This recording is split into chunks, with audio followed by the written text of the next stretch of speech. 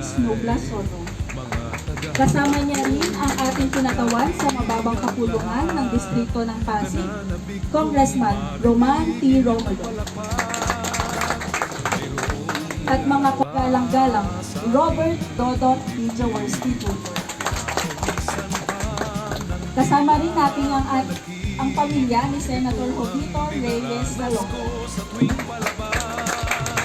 Magandang gabi sa inyong lahat. Ako'y nagagalak at kayo'y nagsidalo sa gabi ng Ng Pasig, ang ika-22 ng Hunyo bilang araw ni Cajo Vito Salonga. Ang ordinansa ay nilikha upang parangalan ang dating Senate President Jovito Salonga na kilala bilang fiscalizer ng bansa.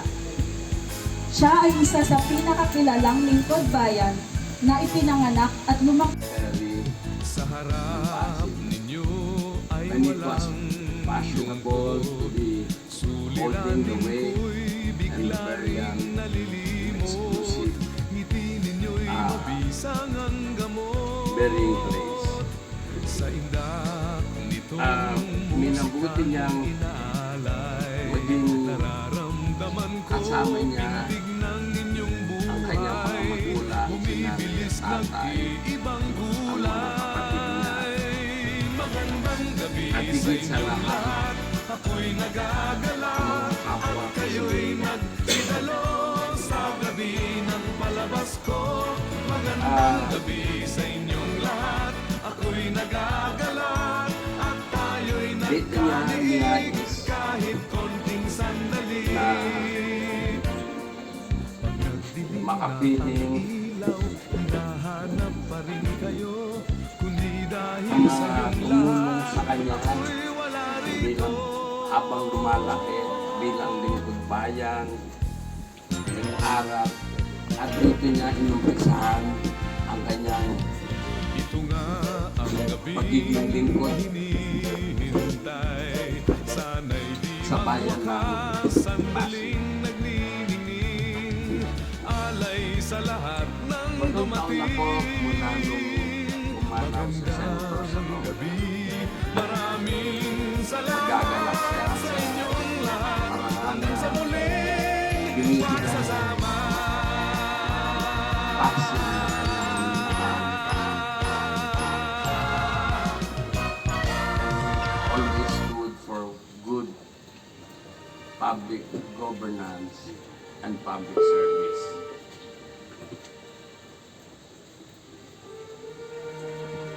Ang Pasig ay nag-produce ng isang marangal na politiko na ating isinare sa buong bayan. Pinagmalaki at minahal. Kung buhay po si Senator Salonga, ang nakakasiguro ko na ang kanyang message ay sasabihin niya in our history as a nation, our best years were when we took our destiny in our own hands and faced the uncertain future with boldness, hope, and faith. In behalf of our family and friends, we are gratitude for this honor and remembering him, and every year, this day as the Salonga Day. Salamat.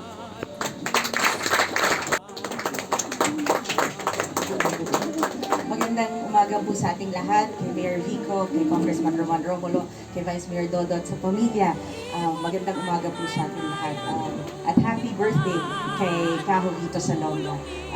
Tama po, isang taon na hong nakakaraan na tayo ay gumawa ng ordinansa para i-celebrate tong Cajo Vito Salonga Day na ito. And true enough, it is very, very special. First and foremost, nararapat na bigyan siya ng parangal dahil pinagmamalaki siya, hindi lang ng Pasig, kundi ng buong Pilipinas. Makikita rin natin na pinagmamalaki ko rin dahil kabarangay ko rin siya, at pinagmamalaki ko rin dahil ka-birthday siya ng daddy ko. Kaya, kaya talaga maging malapit sa akin puso si Kaho Vito Salonga. Sa lahat ng gusto kong matutunan dahil sa buhay niya, isa na isa, buhay ko rin bilang isang public servant. Mula sa aking kabatchmate, Tito Ricky, at saka si Bianca, na matagal ko na rin kakilala. Maraming salamat po. At buong puso namin welcome itong araw na to as Kaho Vito Salonga. Isa lang mo yung isa sa mga nabasa kong quotable quotes niya, na pag tinatanong daw siya, why evil still prevails at this time? Sabi niya, the reason is simple. Quote, the reason is simple. Good men and good women get sick and tired of being good before bad men and bad women get sick and tired of being bad. So sana ho, sa Pasig, hindi rin kami magsawa, hindi rin kami mapagod na maging mabuting maglingkod sa bayan at sa buong Pilipinas at maging mabuting Pilipinas. Maraming pong salamat at good morning po sa inyo. Maraming salamat po, Konsehala Angelo De Leon. At ngayon naman po, para magbigay din ng kanyang mensahe, tinatawagan natin ang ating kinatawan sa mababang kapulungan ng distrito ng Pasig, Congressman Roman P. Romulo. Isang magandang umaga po sa atin lahat sa Salonga family na pinamumunuan ngayong araw ni Sir Ricky Salonga. Sa Tambuli nandito, Mayor Vico, Vice Dodot, Konsehal Angelo, sa lahat po ng nagbibigay pugay kay Vico Salonga, magandang umaga po sa ating lahat. Unang-una po, no, sa talaga, itong mga nakarang araw, dalawa pong birthday ang sinelebrate natin. Ngayong araw, kay Kaho Vito Salonga, noong isang araw, dito rin po sa lungsod ng Pasig, nagbigay rin po tayo ng parangal sa ating national hero na si Jose Rizal. Alam po ninyo, nung nakikinig ako kay Sir Ricky kanina, sinasabi niya, kung buhay pa rin si Kaho Vito ngayon, kung ano yung papayo niya sa atin, ang sinasabi niya sa atin na we should chart our own destiny. Sa totoo po, no, talagang may parallelism talaga silang dalawa ni Jose Rizal. Noong isang araw po, nung nasa rave kami, nung pinarangalan naman namin dito sa lungsod ng Pasig si Jose Rizal, ang guest speaker po namin, tinanong po sinabi po niya, ang lagi tinatanong ng mga Pilipino, kung talagang may pag-asa pa ba ang Pilipinas. Ang sabi niya, si Jose Rizal na ang ginawa niya, kaysa manatili sa Espanya o sa dayuhang lugar, umuwi siya sa Pilipinas dahil naniniwala siya, dito ang laban. Si Kaho Vito Salonga po, sa totoo, ngayon, napaka-relevant po ng mga ginawa niya noon. Pero ngayon, na-confront po tayo ng West Philippine Sea. Noong panahon po ni Kaho Vito Salonga, siya rin po ang tumindig para sa Pilipinas na represento sa atin dun sa mga territorial disputes natin. At sinabi nga niya, dapat talaga ay punin natin, sabihin natin kamay yung ating future. Sana po, ngayong araw, hindi na tayo mga Pasigenyo makaalala, pero buong Pilipinas, na sa mga hinaharap po natin challenges, sana tingnan natin yung ating role model katulad ni Kaho Vito Salonga, Jose Rizal, na dapat talaga ay tayo mag-chart ng ating destiny. Hindi po, magandang umaga po, mabuhay po si Kaho Vito Salonga. Maraming salamat po, Congressman Roman. At para magbigay din ng kanyang mensahe, tinatawagan ko naman po ngayon ang pinuno ng 11th Sangguniang Panlungsod at ang ating pangalawang punong lungsod, kagalang-galang, Robert Dodot Jaworski Jr.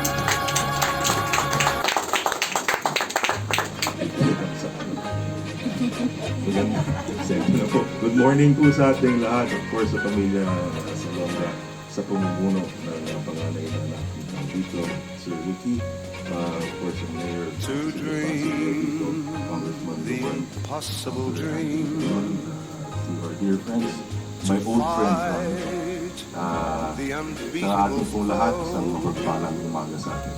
I don't know to kung bear many of you know, pero I their spent own sorrow, week after week seeking to the run advice where and the brave dare not go, help of Senator to Thomas ride Salonga.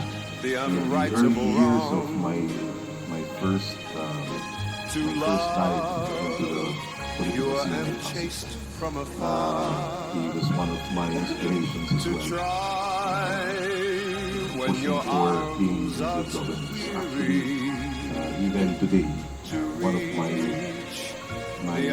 pet projects, our pet projects, is the Asa Scholarship Program, which I did not only think of myself, but again, with the many months, years of my friendship with the senators, it really was a priority for us to instill higher level of education to the Filipino people, particularly the Pasigueño youth. And that's one of the most important things that I do dito. But for us to be able to love and to educate and sinasabi nga ni Kong Roman isang araw si Jose Rizal celebrate din natin ang kanyang araw ng kanyang pagkalaan. Sabi na ang ating kabataan ay pinapasa ng ating bayan. Pero palagi ko rin pong pinapakilala sa ating kabataan na kaya po nasabi ni Jose Rizal dahil balang araw yung ating kabataan ay tatanda. And kailangan po at maisip natin lahat na sa araw na ito, habang binibigyan natin ng parangal, araw ng kapanganakan, ikaw dito sa Longga, importante rin siguro na maalala natin ang kabayanihan sa aksyon, no? Sa pagkilos na paghubog na mas magandang kasaysayan ng ating bayan, ay hindi po nangyayari yan sa katang-isip lamang, pero sa tawa. And Kahogito was indeed a man who lived his life according to the principles and values of trying to create a better future for all Filipinos. So indeed, it has been our honor in the City Council to commemorate this day, the June 22 of every year, to give honor to the life of former Senator Jovito Salonga. Again, a blessed morning. Thank you. Maraming salamat po, Vice Mayor Dodot. Upang bigyan naman tayo ng isang makabuluhang mensahe, inaanyayahan ko po ang ating minamahal na punong lungsod, kagalang-galang Victor Ma. Rehis N. Soto. Dito na lang din po ako gaya ni Vice Dodot. Mas malaki po siya sa akin pero sasabit din po yung ulo ko sa mga kailangan. Magandang umaga po sa ating lahat, lalong-lalo na sa mga kapamilya, kamag-anak ni Senator Jovito Salonga. Thank you very much for being here this morning. Of course, kay Congressman Roman, kay Vice Mayor Dodot, at sa dahilan kung bakit tayo nandito. Dahil siya po yung nag-file ng panukadang resolusyon para itatag ang Jovito Salonga Day sa lungsod ng Pasig, Councilor Angelo De Leon. At yan naman po talaga ang direksyon natin sa lungsod ng Pasig. Dumating ang punto na masyado tayo nakafocus sa mga incumbent na nakaupo. Congressman. Pero ang totoo niyan, marami tayong mga tanyag na Pasigueño, historical figures po natin na dapat natin balikan, dapat natin kilalanin, at dapat makilala din ng mga kabataan Pasigueño. Unfortunately, I never had the opportunity to meet Senator. Pumasok ako sa politika sa Pasig 2016. So, ang campaign period noon started March, my term started July 2016 as a councilor. Unfortunately, I never had the chance to meet him. Kaya lagi lang po yung sinasabi sa akin yun ng mga tao, because nila yung nandito ngayon. Kaya nung panahon na yun, nag-aalala ako kasi sa hindi ka pasok ako lang kasama. Sabi sa akin ng mga iba na nagbigay ng advice, do the fiscalizer like Senator Salonga. So I took that advice. I went back to Salonga, to the people who knew him, and also to know him, and people who worked with him.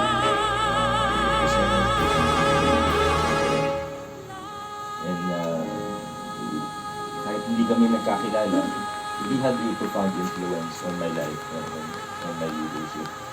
And that's why I think it's very important for us as Pasigueños na balikan natin itong mga historical figures like Senator Salonga, people who had the integrity, people who had the good track record sa politika, hindi lang naman sa politika, kundi sa leadership in general. Marami tayong makikita na magaling, marami din tayong makikita na matino, may integridad, pero mas bihira po yung matino at magaling.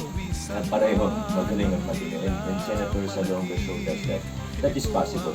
Senator Salonga shows us that it is possible to lead with integrity and excellence at the same time. And on behalf of the local government of Pasig, we will make sure that people in Pasig to this day and in the future generations will know about Senator Salonga. And we hope and we pray that Senator Salonga will continue to be an inspiration to future generations of Pasigueño and Filipino leaders. Maraming salamat po sa inyo.